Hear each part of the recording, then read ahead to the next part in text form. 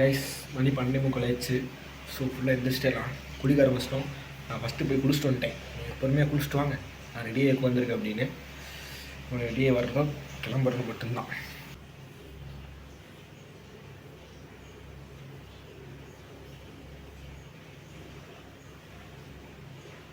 எந்திரிக்கல அவன் பாத்ரூம் தான் போயிட்டு இருந்தான்.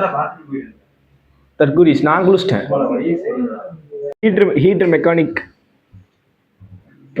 என்னாச்சு வருதுல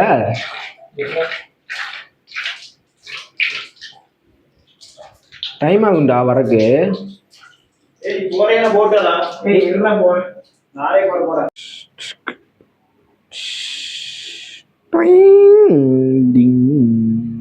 ஆனால் தலைக்கு அந்த ஷாம்பு போட்டு குளிச்சதுக்கு அப்புறம் தான் அப்படியே முடி நல்லா இருக்கு. சீரியஸாக நல்லா இருக்கு. ஏன்னா எனக்கு எப்பவுமே வந்து தலை குளிச்சிட்டோன்னா நல்லா இருக்கும். அதை அப்படியே மெயின்டைன் ஆகும்டா. நீங்களா நெட்டு டேட்டா போட்டு எங்களை பார்த்துட்டு இருக்கீங்களாடா? யாரா நீங்களாம்? ஒரு வழியாக 2 மணிக்கு கிளம்பிட்டோம்.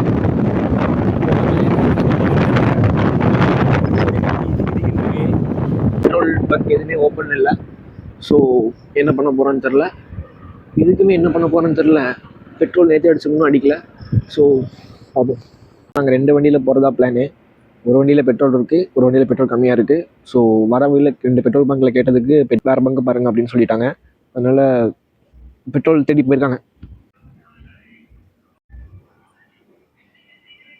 போகிற வழியில் நம்ம பழனி ஆண்டவர்கிட்ட ஒரு பூசை போட்டு போயிடலாம் அப்படின்னு.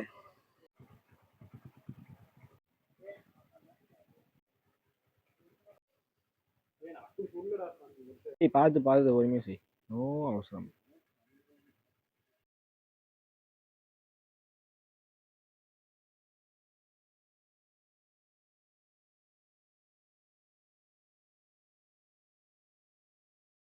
வெற்றிகரமாக பெட்ரோல் பங்க் 5வது பெட்ரோல் பங்க்ல பெட்ரோல் அடிக்கிறாங்க.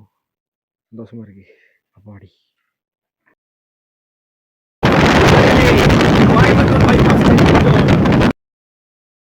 ஃபைனலி சாப்பிட்றதுக்கு ஒரு பேக்கரி கண்டுபிடிச்சு வந்து டீ, பால், காஃபி எல்லாமே எதுவும் ஒன்றா. டீ, காஃபி இதுவும் குடிக்கிறது தானே, சாப்பாடு சொல்லிட்டேனா? சரி, ஓகே, குடிக்கிறதுக்கு. கைஸ் ஃபைனலி பார்த்தீங்கன்னா செக் போஸ்ட்டுக்கு வந்துட்டோம். தெரியுதா, செக் பண்ணிகிட்டு இருக்காங்க ஒருத்தரா. நம்ம பசங்க வேறு பேக் ஒரு இடத்துல மறந்து வச்சுட்டாங்க. ஸோ 8 வரை போயிருக்காங்க. கொஞ்சம் டைம் ஆகும், அதுக்கு வெயிட் பண்ணணும். இங்கே பார்த்தீங்கன்னா உங்களுக்கு தெரியும், ஃபுல்லாக மிஸ்ட்டு எல்லாம் வருது. மேலே போக சூப்பராக இருக்கும்னு நினைக்கிறேன். போய்ட்டு என்ஜாய் பண்ண போகிறோம். நண்பர்களே, செம்மையாக இருக்கு. தெரியுதா, ஃபஸ்ட் டைம் என் வாழ்க்கையிலே ஊட்டி வரேன். பாருங்க எவ்வளோ பெரிய மரம் இருக்கு. தெரியுதா அங்கே? ஆமாம், ஃபஸ்ட் டைம் தானே வரேன். சொந்தக்காரங்க வீடு இருக்குன்னா அவங்க வீட்டுக்கு வருவேன்டா, அதுக்கு ஊட்டி கூப்பிட்டுருவாங்கடா. இப்போ எனக்கு முன்னாடி வியூ இருக்கு, செம்மையாக இருக்கு. காமிக்கிற பாருங்க எப்படி இருக்குன்னு மட்டும் பாருங்க. நீங்க இமேஜின் பண்ணி பாருங்க. சப்போஸ் இந்த லாரி, அதாவது இந்த ஈச்சர் இல்லை அப்படின்னா முன்னாடி வியூ எப்படி இருக்குன்னு மட்டும் நினைச்சு பாருங்க. செம்மையா இருக்கு தெரியுமா. இந்த 40 கிலோமீட்டர் போட்டிருக்காங்க. இதுக்கு மேல போக செம்ம இன்ட்ரெஸ்டிங்கா இருக்க போகுது. ஸோ நீங்க அவங்க ஃப்ரெண்ட்ஸோடவோ ஃபேமிலியோடவோ வரது செம்ம டைம். இந்த டைமு இந்த பிரிட்ஜை நான் பல நாள் ரீல்ஸ் தான் பார்த்துட்டு இருந்தேன். இப்போதான் ஃபர்ஸ்ட் டைம் கண்ணில் பார்க்குறேன். இந்த ஈச்சர் பார்த்தீங்கன்னா ஒரு 1/4 மணி நேரமா முன்னாடி தான் போயிட்டு இருக்கு. பட் இப்போதான் நாங்கள் நோட் பண்றோம். உங்களுக்கு தெரியுதான்னு தெரியல, எழுதியிருக்கிறது உங்களுக்கு தெரியுதா? தோல்வி கண்டு ஓடவும் மாட்டேன், வெற்றி கண்டு ஆடவும் மாட்டேன். உங்களுக்கு தெரியாத வாட்டர் ஃபால்ஸ் மேல இருக்கு. நீ போ. நீ அதெல்லாம் பார்க்காத, நீ ரோட்டை பார்த்து ஓட்டுறா சாமி. ஃபால்ஸ்டா, நீ போடா, எனக்கு தெரியும்டா. உங்களுக்கு தெரியுதா? அங்க பாருங்க, ஜூம் பண்ணி காமிக்கிறேன். ஆமா, தெரியுதா வாட்டர் ஃபால்ஸ்?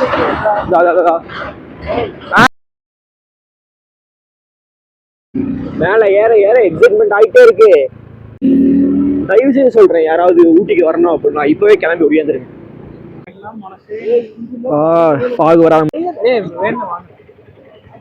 கை குளிர் பொறுக்க முடியாம சைலன்ஸ்ல வச்சு சூடு வச்சுட்டு இருக்காங்க. அதை ஏன்டா தலையில வைக்கிற? இப்போ பாத்தீங்கன்னா கரெக்டா மழை வர ஆரம்பிச்சிருச்சு. பின்னாடி வியூ பார்க்க செம்மையா இருக்கு. ஐயோ மறைச்சிக்கிச்சு, ஒரே நிமிஷம்.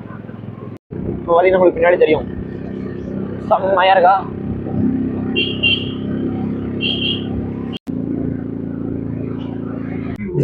தெரியுதா, செம்மையா இருக்குல்ல.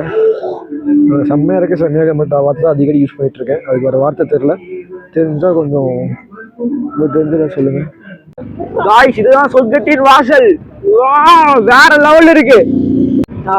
ரயில்வே ட்ராக்கா தெரியுதுடா. ஏன்னா ரயில்வே ட்ராக் கூட எனக்கு தெரியாதா, அந்த அளவுக்கு எனக்கு மட்டும் யோசிச்சிங்கடா.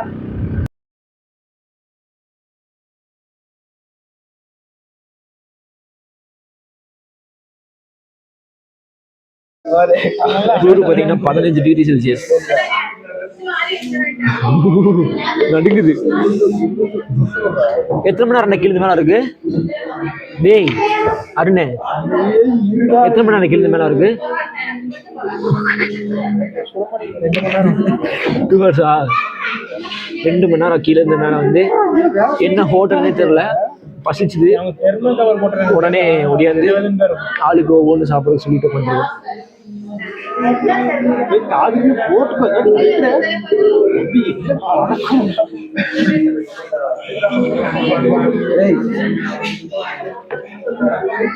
நான் ஒரு ஆனியன் தோசை, நீ ஒரு பொரி செட், நான் ஒரு பொரி செட், நீ ஒரு ஆனியன் முட்டை தோசை. சூடு இருக்குன்னே தெரில, பட் சலுள்ள இறங்கிடுச்சு.